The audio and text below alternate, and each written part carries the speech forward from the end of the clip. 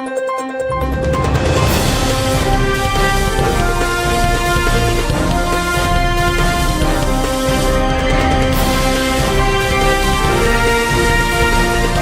नगरी 24 तास न्यूज, रोखोक बातम्या आणि बरच काही।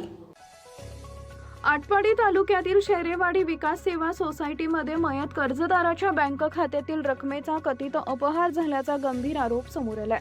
या प्रकरणात संबंधित चेअरमन व सचिवाविरुद्ध फौजदारी गुन्हा दाखल करून कठोर कारवाई करावी, अन्यथा 15 ऑगस्ट 2026 पासून बेमुदत उपोषण करण्यात येईल असा इशारा युवक नेते मच्छिंद्र बोराडे व गणेश बोराडे यांनी राज्याचे सहकार मंत्री तसेच सहकार विभागाच्या वरिष्ठ अधिकाऱ्यांना दिलेल्या लेखी निवेदनातून केला आहे।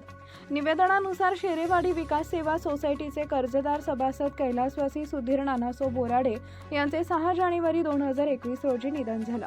त्यांचे सांगली जिल्हा मध्यवर्ती सहकारी बँकेच्या दिघंची शाखेत खाते असून 30 जून 2025 रोजी त्यांच्या नातेवाईकांना कोणतीही पूर्वसूचना किंवा संमती न घेता त्या खात्यातील रक्कम शेरेवाडी विकास सेवा सोसायटीच्या नावे वर्ग करण्यात आल्याचा आरोप करण्यात आला आहे।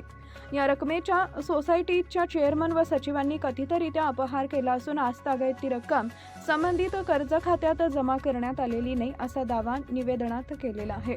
तसेच दिघंची येथील सांगली जिल्हा मध्यवर्ती सहकारी बँक शाखेशी कथित बोगस पत्र व्यवहार करून ही रक्कम काढण्यात आल्याचा आरोपही करण्यात आला। याचबरोबर या मयत कर्जदार सभासद यांचे खात्यावरील पंतप्रधान किसान योजनेचेही पैसे शेरेवाडी विकास सेवा सोसायटीचे चेअरमन आणि सचिव यांनी हडप केलेले आहेत। याशिवाय संबंधित व्यवहारांची कोणतीही अधिकृत पावती देण्यात आलेली नसल्याचा, मयत कर्जदारांच्या वारसांना कोणतीही माहिती न देता संपूर्ण प्रक्रिया पार पाडल्याचा आरोप करण्यात आलाय। त्यामुळे या संपूर्ण व्यवहाराची निष्पक्ष चौकशी करून दोषींवर फौजदारी कारवाई करावी अशी मागणी करण्यात आली आहे।